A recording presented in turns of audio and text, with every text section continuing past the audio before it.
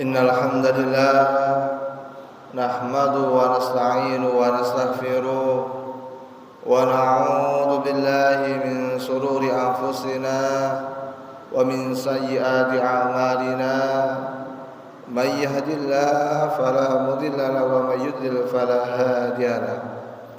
Asyhadu an la ilaha illallah wa asyhadu anna Muhammadan 'abduhu wa rasuluh la nabiyya wa la rasula ba'dah.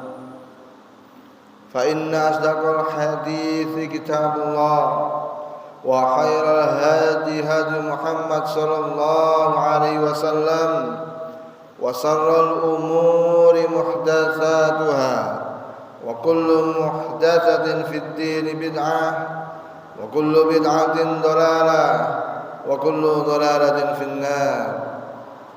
Allahumma salli wa sallim wa barik ala nabiyyina Muhammad wa ala alihi wa sahbihi wa man tabi'ahum bi ihsanin ila yaumiddin. Qala Allah ta'ala fi kitabil karim, a'udzu billahi minasy syaithanir rajim. Bismillahirrahmanirrahim. Ya ayyuhalladzina amanu taqullaha haqqa tuqatih wa la tamutunna illa wa antum muslimun.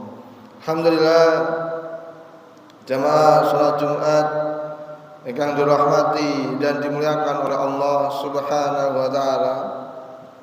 Alhamdulillah, kula lan panjenengan sedaya saged menjawab seruan Allah Subhanahu wa taala, ya ayyuhalladzina amanu idza nudiya lis-salati min yaumil jum'ati fas'au ila dzikrillah.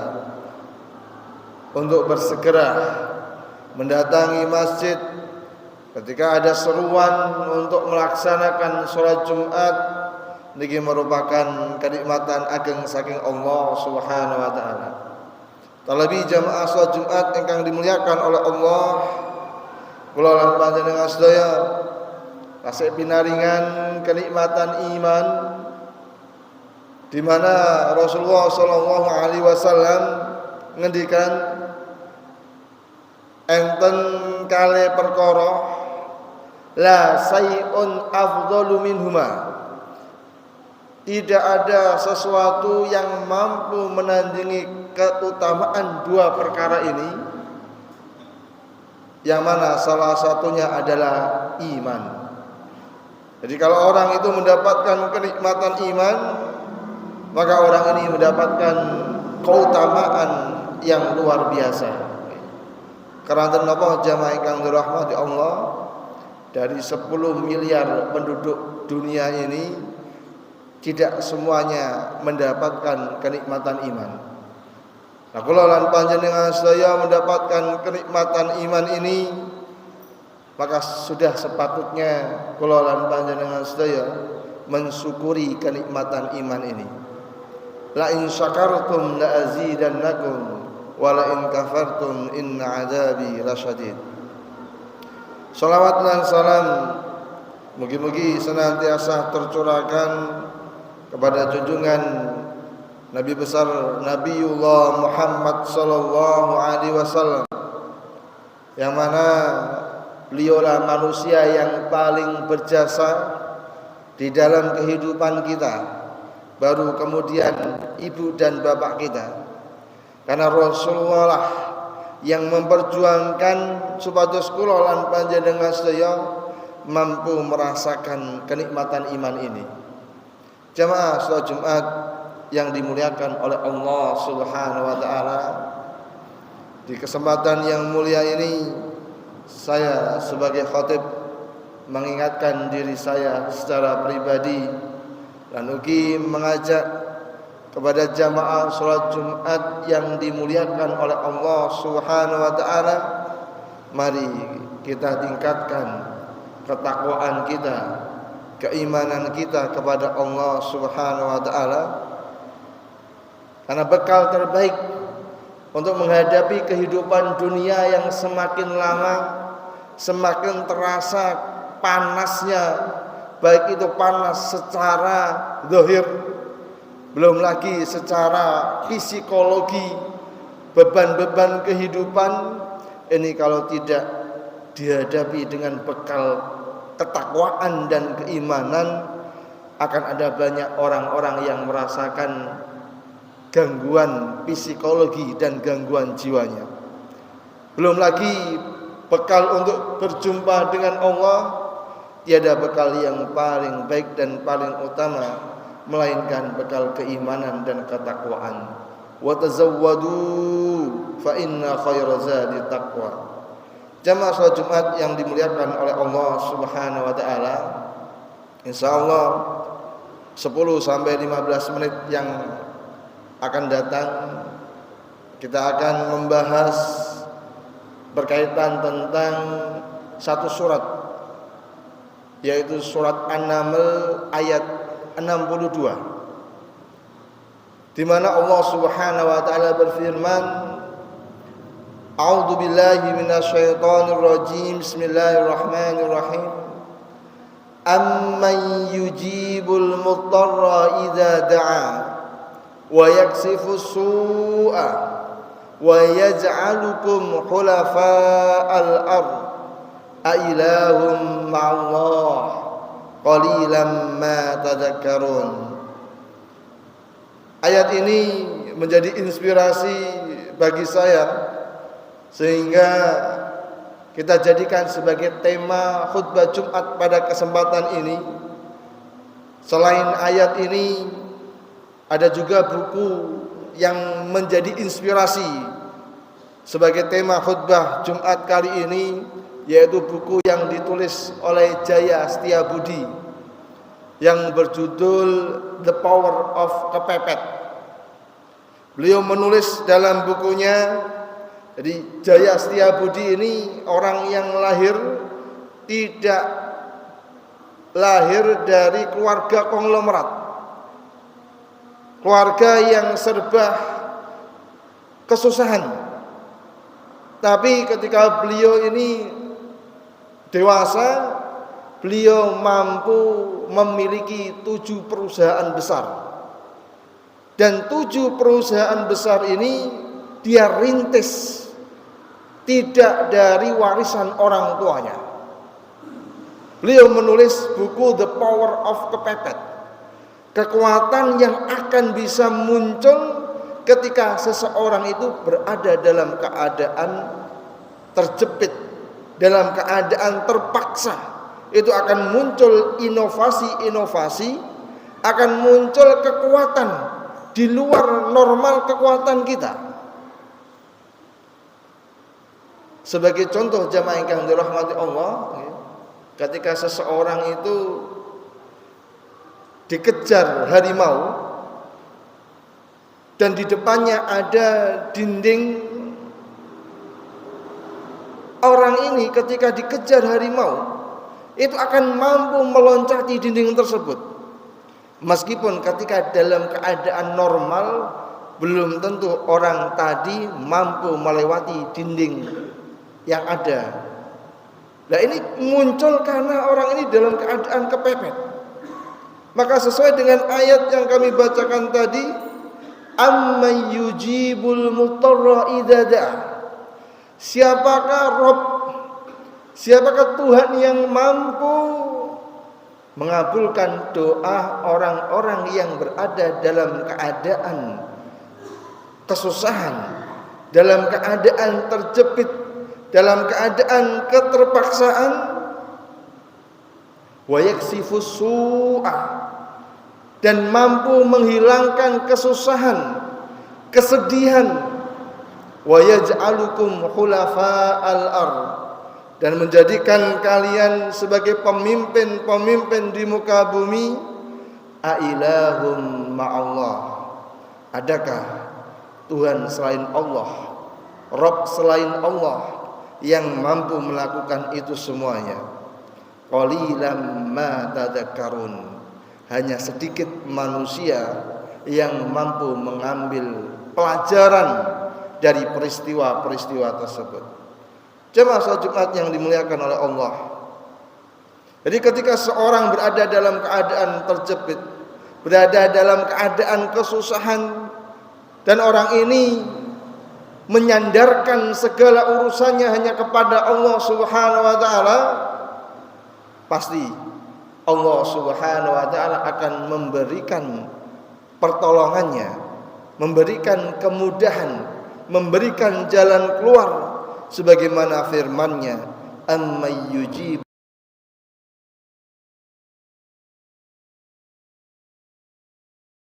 Nyata di mana ada seorang guru ngaji di Surabaya. Seorang ustadz ini, kalau gaji seorang ustadz jamaah yang dirahmati Allah, itu mungkin hanya cukup untuk memenuhi kebutuhan sehari-hari. Nah, sang ustadz ini istrinya sedang hamil. Kurang beberapa hari lagi akan melahirkan. Dibawa istrinya ke rumah sakit. Kemudian sang ustadz tadi memeriksakan kandungannya pada dokter. Setelah diperiksa jamaah yang dirahmati Allah, sang dokter mengatakan, "Wahai Pak Ustadz, ini istri panjenengan ini tidak bisa melahirkan secara normal, harus dioperasi." Mulai saat itu, setelah mendengar ucapan dokter tadi, Pak Ustadz tadi merasa bingung. Kebutuhan selama ini begitu besar, penghasilan yang aku peroleh itu hanya cukup untuk memenuhi kebutuhan sehari-hari. Terus dari mana uang untuk operasi istri saya? Itu sambil pulang niku sambil menangis, dibacanya ayat "Amman yujibul mutarra idza da'a wa yaksifus su'." Kemana lagi? Siapa lagi yang mampu mengabulkan doa orang yang berada dalam kesusahan, yang mampu menghilangkan kesedihan? Siapa lagi kalau bukan Allah Subhanahu wa taala? Di tengah jalan sambil menangis, sambil berdoa, jamaah yang dirahmati Allah, tiba-tiba sepeda motor yang dinaiki Pak Ustadz tadi, roda depannya niku meletus. Sampai-sampai Pak Ustadz itu terprosok di dalam got. Ketika sepeda ini terprosok, sang istri kemudian terjatuh dalam keadaan jongkok. Terjatuh dalam keadaan jongkok, dilihatnya ternyata kepala sang bayi sudah keluar. Maka sang istri mengatakan, "Wahai suamiku, ayo kita kembali ke rumah sakit." Nah, kenapa istriku? Ini kepala bayi kita ini sudah keluar. Maka sang ustadz tadi teringat ayat tadi, "Amman yujibul mutarra idza da'a." Di sinilah seseorang ketika dalam keadaan terjepit, dalam keadaan kesusahan, pasrah kepada Allah, Allah lah yang akan memberikan kemudahan dan jalan keluar. Berkaitan dengan ayat ini juga, ulama Indonesia yang sangat terkenal yaitu Buya Hamka dalam tafsir Al-Azhar beliau menulis dalam bukunya berkaitan dengan ayat ini, diterangkan ada peristiwa di Suriah. Beliau menafsirkan tentang ayat ini, beliau menceritakan di Suriah itu ada seseorang yang kerjanya menjual jasa antar. Nek sakmenika niku Grab apa Gojek ngoten. Beliau mengantarkan para penumpang untuk pergi ke suatu wilayah. Tiba-tiba ada satu kelompok yang ingin diantarkan oleh orang ini. Kelompok ini rombongan ini meminta agar diantar ke suatu tempat. Ternyata tempat yang dituju adalah suatu hutan. Ketika memasuki hutan, jemaah yang dirahmati Allah, dilihat kanan kirinya itu sudah banyak mayat-mayat bergelimpangan. Orang ini ketika mengendarai kudanya itu sudah khawatir. Ini jangan-jangan saya akan dibunuh, dan dirampok di tempat ini. Ternyata benar jamaah yang dirahmati Allah, ketika di tengah-tengah hutan tersebut gerombolan yang naik di kendaraan orang tadi ini kemudian langsung turun menghunus pedangnya, kemudian akan disabetkan kepada sang penjual jasa angkut ini. Tapi orang ini mengatakan, sebentar, jangan tergesa-gesa untuk membunuh saya. Izinkan saya untuk melakukan sholat 2 rakaat sebelum kalian akan membunuh saya, sebagai salam perpisahan saya kepada Allah Subhanahu wa ta'ala. Salat 2 rakaat, Allahu Akbar. Setelah Al-Fatihah dibaca ayat ini, amman yujibul mutarra idza da'a wa yaksifu su' wa yaj'alukum khulafa'al ardh a ilahum ma'allah qalilan ma tadhakkarun. Dibaca dan diresapi, ditadaburi ayat ini. Belum selesai sholat 2 rakaat, muncul seorang penunggang kuda dengan persenjataan lengkap. Kemudian penunggang kuda ini membunuh gerombolan yang akan membunuh orang tadi. Belum selesai sholatnya, orang-orang yang ada di sekitarnya yang ingin melakukan perbuatan keji kepada orang ini, semuanya sudah meninggal dunia. Maka Buya Hamka menuliskan, sesungguhnya orang yang menunggang kuda tadi, yang membunuh perampok tadi, tidak lain malaikat yang diturunkan oleh Allah untuk menjawab, mengabulkan doa orang yang berada dalam keadaan terjepit tadi. Niki jamaah ingkang dirahmati Allah, di zaman ini ekonomi semakin susah, mendidik anak juga banyak sekali tantangannya. Ini kalau kita tidak menyerahkan seluruh urusan kita kepada Allah, kemudian kita berikhtiar semaksimal mungkin, itu akan menjadikan kita akan semakin susah menghadapi kehidupan ini. Tapi kalau kita sudah pasrahkan semuanya kepada Allah, maka yakinlah, optimislah, percayalah, Allah akan memberikan kemudahan dan jalan keluar di setiap urusan dan masalah yang akan kita hadapi. Aqulu qouli hadza astaghfirullah lakum wa lisairil muslimina wal muslimat min kulli dhanbin innahu huwal ghafurur rahim.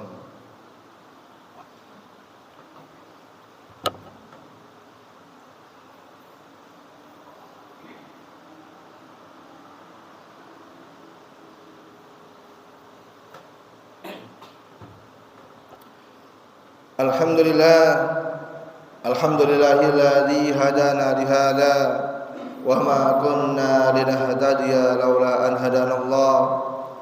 Innallaha wa malaikatahu yusholluna 'alan nabi ya ayyuhalladzina amanu shallu 'alaihi wa sallimu taslima.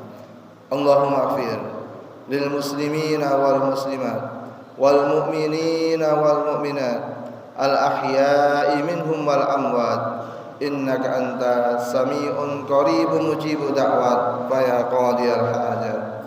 Allahumma inna nas'aluka hubbaka wa hubba man yuhibbuka wa 'amalan alladhi yuqarribuna ila hubbika.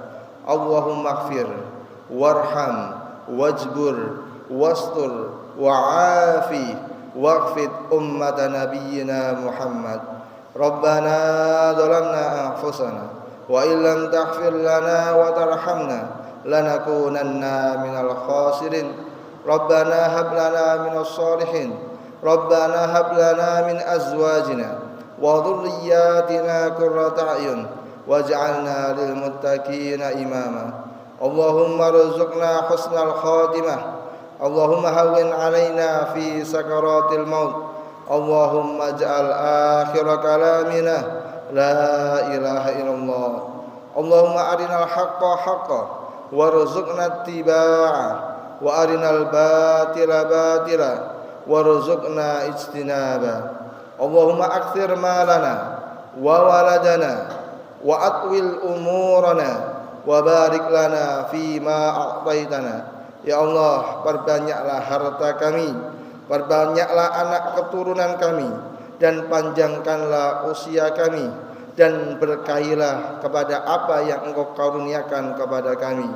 Rabbana atina fid dunya hasanah wa fil akhirati hasanah wa qina adzabannar wa qina adzabannar wa qina adzabannar. Alhamdulillahirabbil alamin.